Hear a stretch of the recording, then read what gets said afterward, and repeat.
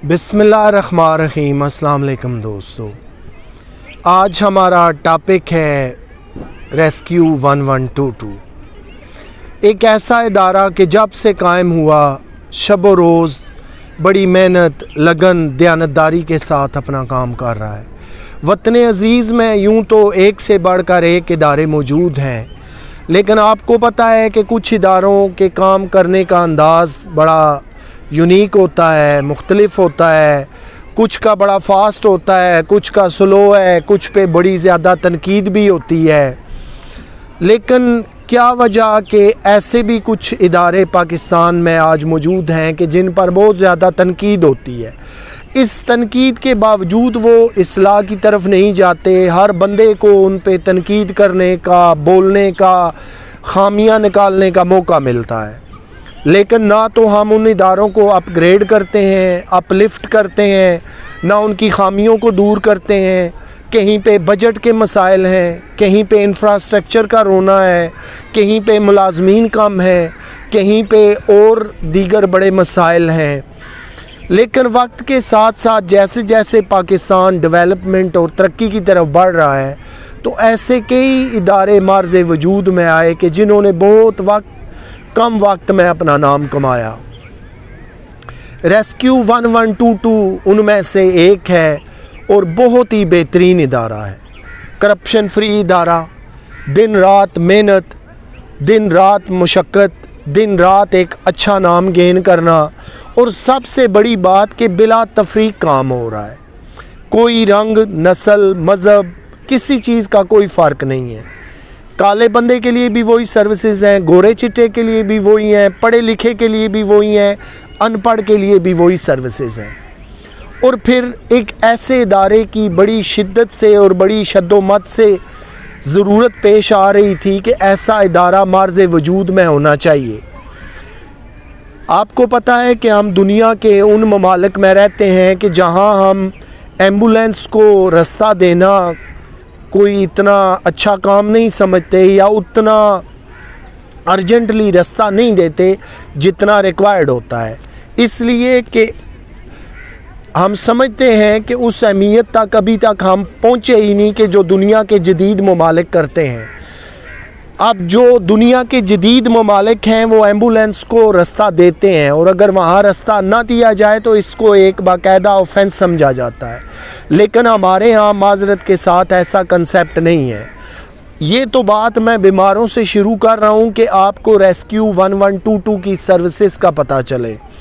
अब जो रोड पे हादसात होते थे, हाईवेज़ पे, मोटरवेज़ पे, छोटी रोडों पे, तो उसके दरमियान अब ये एक बड़ी ज़रूरत पेश आती थी कि वहाँ जो खुदा न खास्ता शदीद इंजर्ड हैं, जिन्हें अस्पताल पहुँचाया जाए या मेडिकल ट्रीटमेंट दिया जाए तो उनकी जान बचाई जा सकती है, उन्हें कौन अपलिफ्ट करे। कोई बीमार है, खुदा न खास्ता किसी को हार्ट अटैक हो गया, इस तरह की दीगर प्रॉब्लम्स आ गई, तो उनको अपलिफ्ट कौन करे। ये तमाम जो मल्टी ज़रूरियात थी, इसके लिए एक ऐसे इदारे की ज़रूरत थी कि जहाँ ना सिर्फ एम्बुलेंस सर्विस जाए बल्कि उसके साथ पैरामेडिकल स्टाफ भी अटैच हो, डॉक्टर्स भी हों।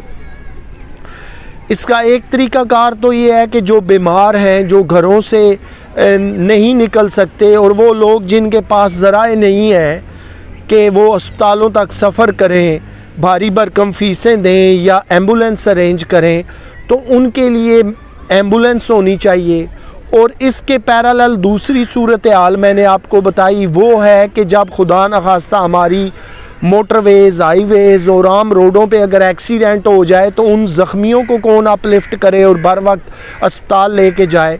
अपलिफ्ट तो चलो हो जाएंगे, लेकिन साथ साथ वहाँ पर फ़र्स्ट एड भी देनी है। इन तमाम तनाज़र को देखते हुए रेस्क्यू 1122 का क़याम अमल में आया। डे 1 से लेकर आज तक ये वो शानदार इदारा है जिसने बिला तफरीक रंग व नस्ल, मज़हब के सर्विसेज फराम की। पढ़े लिखे के लिए भी वही सर्विसेज हैं, अनपढ़ के लिए वही हैं, काले रंग के लिए भी वही हैं, गोरे चिट्टे इंसान के लिए भी वही हैं।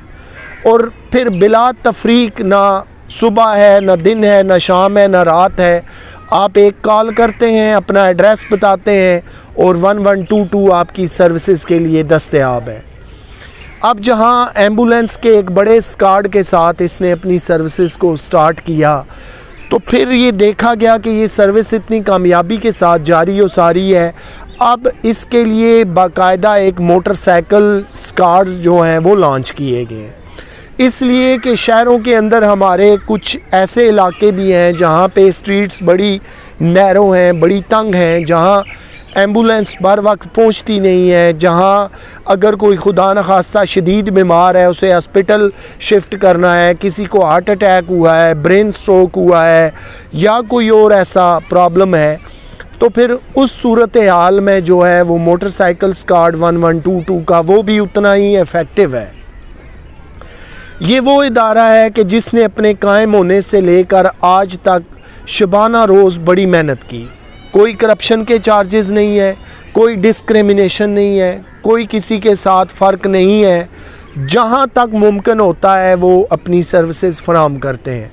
और फिर सबसे बड़ी बात कि बड़ी तेज़ी के साथ, बड़ी सुरत के साथ जो है वो गाड़ियाँ अपने मकाम की तरफ पहुँचती हैं। आपने अक्सर देखा होगा कि रोडों पे ऊटर लगी गाड़ियां जब जा रही होती हैं 1122 की, तो हम समझ जाते हैं कि या ये किसी बीमार को अपलिफ्ट करने जा रही हैं या खुदा न खास्ता कहीं पे ऐसा हादसा हो चुका है कि जिसको वहाँ से मरीज़ों को इन्होंने अपलिफ्ट करना है। तो वक्त की ये बड़ी एक अहम ज़रूरत थी और पाकिस्तानी जितने इदारे जो पहले ही वर्किंग में हैं उनके लिए एक ये खूबसूरत इजाफ़ा है 1122 की सूरत में कि जो सर्विसेज अपनी बिला तात्तुल फराहम कर रहे हैं, इसलिए कि ऐसे इदारे एक अच्छा नाम कमा सकते हैं। इनके अंदर डॉक्टर्स हैं, पैरामेडिकल स्टाफ हैं, ड्राइवर्स हैं, सारे शबो रोज़ मेहनत कर रहे हैं। और ये वो इदारा है कि इस पे मैं कहता हूँ कि इनसाइड पाकिस्तान और विदाउट साइड पाकिस्तान बड़ी एप्रिसिएशन है। और पाकिस्तान के भी अंदर मैंने देखा है, मेरे पॉइंट ऑफ व्यू से ये मेरा अपना ओपिनियन है, 0% जो है वो करप्शन है, 0% कोई एलिगेशन है, यानी कि बेहतरीन 100% सर्विसेज ही सर्विसेज हैं। अब ये हमारा काम बनता है कि 1122 की गाड़ियाँ हमें जहाँ नज़र आएँ, हम रोड पे हैं, कहीं भी हैं, तो फ़ौरन से पहले जगह दें। उन एम्बुलेंस का ख़्याल करें कि उसके अंदर मरीज़ भी हो सकते हैं, बीमार भी हो सकते हैं, खुदा न खास्ता सीरियसली इंजर्ड हो सकते हैं। और बात इन 2 पैरामीटर से आगे बढ़ी कि जब वतन अज़ीज़ के अंदर लॉ एंड आर्डर की सिचुएशन हुई, खुदा न खास्ता कहीं पे कोई रेल हादसा हो गया, कहीं पे कोई ब्लास्ट हो गया, कुछ इस तरह की चीज़ें होगी, तो फिर 1122 उस कार्ड में नंबर 1 शामिल होती है, जो वहाँ से मरीज़ों को, पेशेंट्स को और बीमारों को और इंजर्ड को शिफ्ट करती है। खुदा न खास्ता कहीं पे कोई इमारत गिर गई है, तब भी 1122 ही होगी जो ये सारी सर्विस फराहम करेगी, उन इंजर्ड लोगों को, डेड बॉडीज़ को हॉस्पिटल शिफ्ट करना। तो अपने थोड़े से क़याम के वक्त के साथ इसने एक बड़ा बेहतरीन नाम कमाया। और पाकिस्तान के उन इदारों में जैसे मेट्रो है, 1122 है, इसी तरह अब ऑरेंज ट्रेन भी आ चुकी है, तो ये बड़ी कमाल की सर्विसेज हैं जो फराहम की जाती हैं। और गवर्नमेंट अगर ऐसे इदारे कायम करती जाए तो एक वक्त आएगा कि वतन अज़ीज़ दुनिया के उन जदीद और तरक्की याफ्ता ममालिक में जा खड़ा होगा जहाँ पहले से ये सारी सहूलतें इसी तरह मौजूद होती हैं। दुनिया के जितने ममालिक हैं जहाँ पे आप कह सकते हैं नाम डिफरेंस हो सकता है, 1122 की जगह हेल्थ सर्विस हो सकता है, कोई और हो सकता है, England, America, Japan, New Zealand, Australia के अंदर यही सर्विस काम कर रही है। कोई बीमार है तो वो उस नंबर पे कॉल करेगा, एम्बुलेंस पैरामेडिकल स्टाफ के साथ आपके दरवाज़े पे आएगी, आपको वहाँ से लेकर हॉस्पिटल लेकर जाएंगे, वहाँ से ट्रीटमेंट दिलवा के वापस आपको घर छोड़ कर जाएंगे।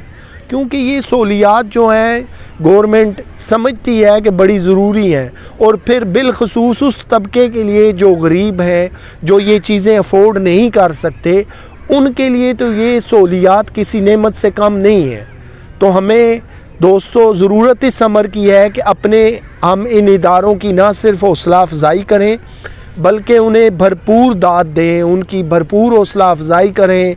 इस तरह के दीगर जो इदारे कायम हो सकते हैं उनके लिए निशानदेही करें। यही हमारा सरमाया है, यही हमारे सर का ताज है। आपसे इंशाअल्लाह फिर मुलाकात होगी। अल्लाह हाफ़िज़।